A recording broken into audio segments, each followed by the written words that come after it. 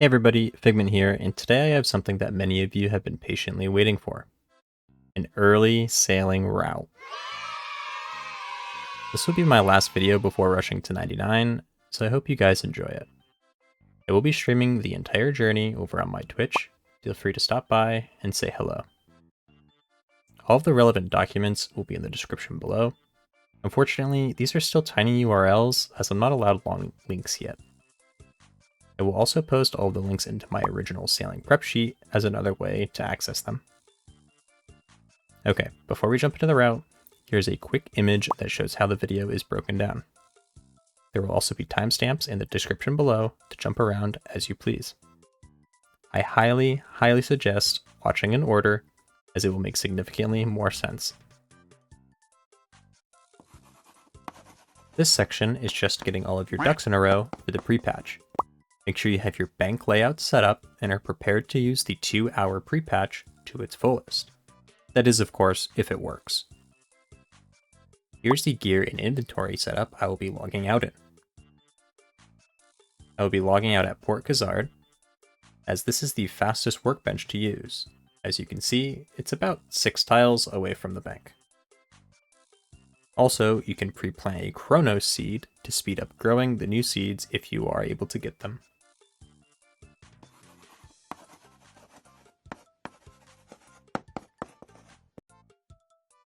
This is the checklist of tests I will be doing on pre-patch. It is likely that some of these will work, so fingers crossed. Here's my layout for the 2-hour window. If the workbench works, I will be making the following items. I will then go to a spinning wheel in the crafting guild and make 45 linen yarn, and then to the loom at Falador Farm and make 15 bolts of linen.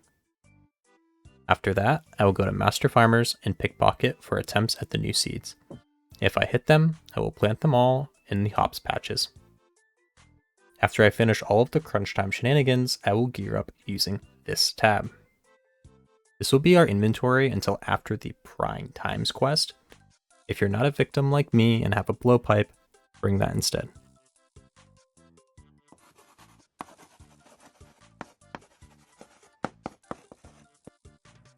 Okay, this will probably be the most important part of the entire video, so if you pay attention to anything, it should be this.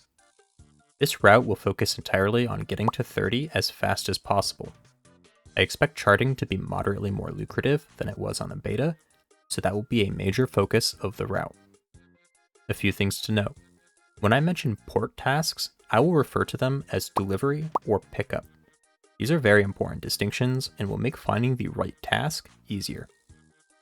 For example, looking at this picture, we can assume that this is Port Sarim. You can see that this task is a delivery from Port Sarim to the Pandemonium. This task, however, is a pickup from the Pandemonium. So you have to go to the Pandemonium, grab it, bring it back to Port Sarim. These were not balanced properly on the beta, so I do expect them to be buffed, but for the time being, we're going to avoid all pickup tasks unless mentioned otherwise.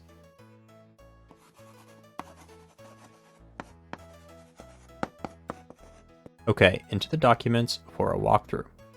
To quickly go over the columns, we have current level and current XP. These are self-explanatory, but the level does pull from the level up table sheet and updates automatically. Objective is the main column to look at. These are your directions. XP gain is simply here to show you where you gain XP, and you can even change these values as you go. You'll notice that the Pandemonium quest is highlighted in black. We do not know the XP value granted for this.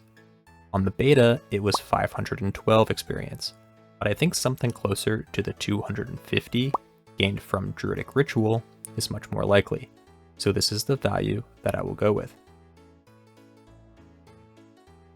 The note column is next. These are helpful reminders and checks for you. This is the second most important column, so make sure you read them. Next is the add trims section. I tried my best to keep these as realistic as possible, but without getting into too much math, you pretty much get to trim your sail about every 30 to 35 seconds. It is extremely likely that I am lowballing this number. resulting in more XP than is shown on the sheet.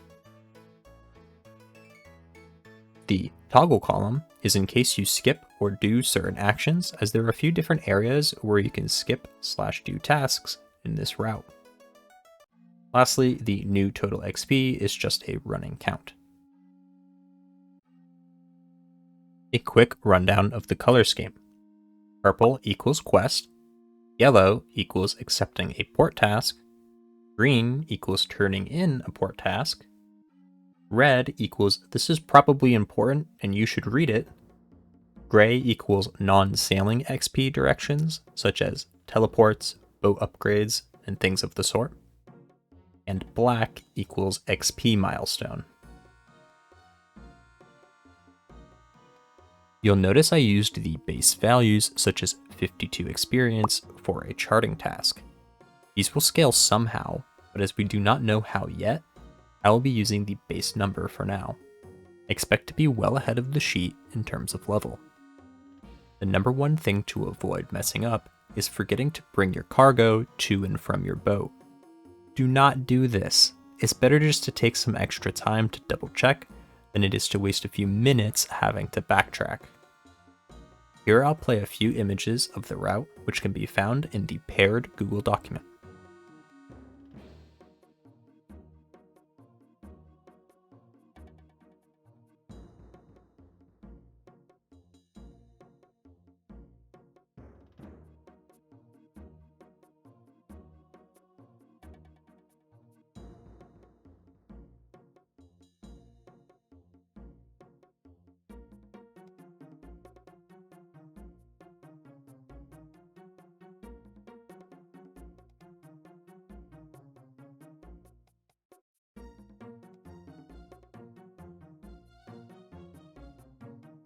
Keen spreadsheet enjoyers might have noticed a second route at the bottom. The first route that I just displayed is a pretty cozy method to get to salvaging fast. This is perfect for those who work from home or love to AFK. The second, however, might end up being slightly better, as it does more charting. Like I said before, we don't know how charting will scale just yet, and knocking some of these tasks out early may help us later. I won't go over the differences between the two, but take a peek yourself and enjoy. The associated map screenshots will be in the Google Doc as well. This is where the route turns into being less refined. What I'll show next is a rundown on what I expect to be good breakpoints for switching activities. The devs mentioned that the skill functions quite differently than others, as you don't immediately get your best training method at level 40. Looking at you, smithing. In the panel on the left, we have my current plan. It should be noted that this can very easily change, as there will likely be a ton of info pouring into the game. In the panel on the right, we have notable milestones that I felt were relevant to mention. Nothing too crazy here, but it's likely that the highest level shipwreck will be very competitive with the Gwyneth Glide. Also, it shouldn't need to be said, but it is likely that these routes may change before launch, as I will be reviewing everything over the coming days. So if you're interested in keeping an up-to-date copy, maybe check back every now and again. What's your plan for sailing? Have I overlooked something? Let me know in the comments below. This sheet does benefit both sweatier players and casuals, so please use it as much as you'd like. Other than that, I wanted to once again thank you all for watching. That's all for now. Subscribe, or I'll throw the goal off the hole. See you in the next one. Or on Twitch.